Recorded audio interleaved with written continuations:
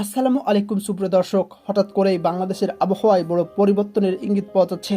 বাংলাদেশ আবহাওয়া অধিদপ্তরের সর্বশেষ পূর্বাভাস এবং স্যাটেলাইট চিত্র বিশ্লেষণে দেখা যাচ্ছে আগামী 24 থেকে 48 ঘন্টার মধ্যে দেশের বিভিন্ন এলাকায় বৃষ্টি, বজ্রপাত এবং দমকা ঝড় হওয়ার সম্ভাবনা তৈরি হয়েছে। সবচেয়ে গুরুত্বপূর্ণ বিষয় হলো কিছু এলাকায় কালবৈশাখীর মতো ঝড়ো আবহাওয়া দেখা দিতে পারে। চলুন জেনে নেওয়া যাক বিস্তারিত। এবং আপনারা আমাদের চ্যানেলে যদি নতুন হয়ে থাকেন অবশ্যই চ্যানেলটি সাবস্ক্রাইব করতে ভুলবেন না। আগামীকাল দেশের আকাশ আংশিক মেঘলা থেকে অস্থায়ীভাবে মেঘলা থাকতে পারে। বাংলাদেশের রংপুর, রাজশাহী, ঢাকা, ময়মনসিংহ ও সিলেট বিভাগের কিছু কিছু এলাকায় বজ্রসহ বৃষ্টি হওয়ার সম্ভাবনা রয়েছে। অন্যদিকে খুলনা, বরিশাল এবং চট্টগ্রাম বিভাগের 1-2 জায়গায় হালকা থেকে মাঝারি ধরনের বৃষ্টি হতে পারে। এই বৃষ্টির সাথে দমকা বা ঝড়ো হাওয়া বইতে পারে, যার গতি স্থানভেদে 30 থেকে 40 কিলোমিটার পর্যন্ত হতে পারে।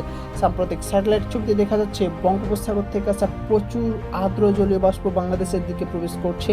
এর ফলে দেশের বিভিন্ন অঞ্চলে মেঘের ঘনত্ব দ্রুত বাড়ছে, যা বজ্রবৃষ্টি তৈরির জন্য অনুকূল পরিবেশ তৈরি করছে। আগামীকাল দেশের দিনের তাপমাত্রা সামান্য কমতে পারে। বেশিরভাগ এলাকায় তাপমাত্রা 30 থেকে 34 ডিগ্রি সেলসিয়াসের মধ্যে থাকতে পারে। রাতের তাপমাত্রা প্রায় অপরিবর্তিত থাকতে পারে। চলুন এবার জেনে যাক পরের দিনের আবহাওয়া কী রূপ ধারণ করবে। এর পরের দিনে দেশের উত্তর এবং উত্তর পূর্বাঞ্চলে বৃষ্টির প্রবণতা আরও বাড়তে পারে। বিশেষ করে রংপুর, সিলেট এবং ময়মনসিংহ বিভাগে অনেক এলাকায় বজ্রসহ বৃষ্টির সম্ভাবনা তৈরি হয়েছে।